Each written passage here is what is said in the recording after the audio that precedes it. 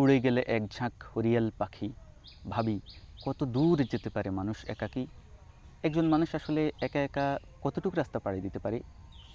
আমার তো মনে হয় একজন মানুষ একা একা খুব বেশি দূর রাস্তা পাড়ি দিতে পারে না। এই যে ধরেন আজ সকালে এই সাইকেলটা নিয়ে বের হলাম নতুন উদ্যমে, যে আজকে মোটামুটি মাঝারি থেকে বড় ধরনের একটা ট্যুর দিব একা একা। কিন্তু আসলে দেখা গেল যে 2 থেকে 3 কিলোমিটার পথ পাড়ি দেওয়ার পর আমার মধ্যে বিরক্ত চলে আসতেছিল। ভাবলাম সাথে একজন থাকলে ভালো হতো। যদিও রবীন্দ্রনাথ ঠাকুর বলেছিলেন যে যদি তোর ডাক শুনে কেউ না আসে তবে একলা চলো রে। একলা আপনি যেতে পারেন, কিন্তু খুব বেশি দূর পথ একলা পাড়ি দেওয়া সম্ভব না। পথ যদি খুব বেশি দীর্ঘ না হয় তাহলে আপনি একা একা পাড়ি দিতে পারেন, কিন্তু পথ যদি খুব দীর্ঘ হয়, অনেক দূর, আপনাকে যদি অনেক দূর যেতে হয়, তাহলে আসলে একা একা যেতে আপনার মধ্যে বিরক্ত চলে আসবে, নীরস লাগবে, খুব বেশি আনন্দ পাবেন না। কিন্তু আপনি যদি একজন সঙ্গী নিয়ে কোথাও বের হন, তাহলে গন্তব্য যত দূরেই হোক না কেন আপনার পথটা হবে সুখময়, আনন্দদায়ক আর আকর্ষণীয়। তাই আসলে সব জায়গায় একা একা আসলে যাওয়া ঠিক না। পথ যদি খুব লম্বা হয় তাহলে একজন সঙ্গী নেওয়াই আসলে উত্তম। আজকে সকাল ফজরের নামাজ পড়ার পর থেকেই আমি ভাবলাম যে আজকে সাইকেল নিয়ে অনেক দূর যাব একা একা। মাঝে মধ্যে এইরকম মাঠ আর খোলা জায়গা যেখানে মানুষজন কম, এরকম একটা জায়গা খুঁজছিলাম, কিন্তু অনেক দূর যাওয়ার পরে এখন পেয়ে গেলাম। জায়গাটা অনেক সুন্দর, আপনারা চারপাশে দেখতে পারেন। মোটামুটি বড় একটা মাঠ আছে দক্ষিণ পাশে, এবং জায়গাটা খালি হওয়ায় মোটামুটি ভালোই বাতাস আছে। আর আমার পিছনের দিকেও মাঠ আছে। মোটামুটি রাস্তাটা মাঠের মাঝখান দিয়ে চলে গেছে, অনেক সুন্দর। আজকে সকালে ঘুরতে বেরিয়ে আমার একটা জিনিস মনে হলো।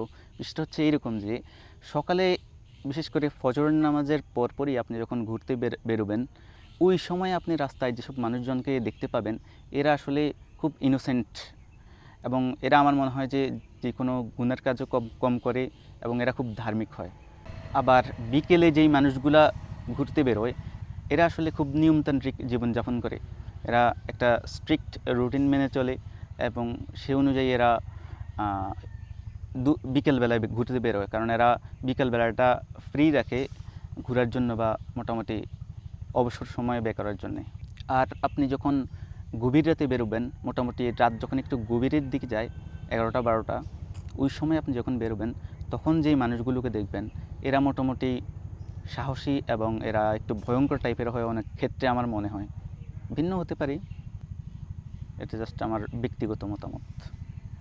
আজকে আমি যে সকালে ফজর নামাজের পরপরই যে ঘুরতে বেরোলাম, মোটামুটি সবটুকু রাস্তাই খারাপ না, মোটামুটি সুন্দর ছিল। তবে এই জায়গাটা আসলে অনেক বেশি সুন্দর, আমার মনে হয় যে এই জায়গায় থেকে যাই। কিন্তু আসলে একটা সত্যি কথা কি, জীবন চলার পথে আমাদের মাঝে মাঝে খুব আনন্দদায়ক সময় যায়, এবং মনে হয় যে জীবনটাকে ওই আনন্দদায়ক মুহূর্তটায় বেঁধে ফেলি। কিন্তু আসলে জীবন চলে যাবে তার আপন পথে। আমরা আসলে জীবনকে চলমান অবস্থায় উপভোগ করতে হবে। জীবন কখনো আপনার জন্য থেমে থাকবে না। ঠিক একই রকম এখন আমার কিছুক্ষণ এখানে বসে থাকতে মন চায়, কিন্তু ওই যে আমেরিকান কবি রবার্ট ফ্রস্ট বলেছিলেন যে the woods are lovely, dark and deep, but I have promises to keep, and miles to go before I sleep, and miles to go before I sleep. So আসলে আমারও কিছু promise আছে জীবনের প্রতি, যেগুলো আমাকে পালন করতে হবে, যার কারণে এখন আমাকে চলে যেতে হবে। যদিও আরও অনেকক্ষণ এখানে বসে থাকতে মন চায়, জায়গাটা অনেক সুন্দর, কিন্তু কিছু করার নাই। জীবন চলবে তার আপন পথে, আর আমরাও এই চলমান অবস্থায় জীবনকে উপভোগ করতে হবে। তো ঠিক আছে, আজকের জন্য ধন্যবাদ। আল্লাহ হাফেজ।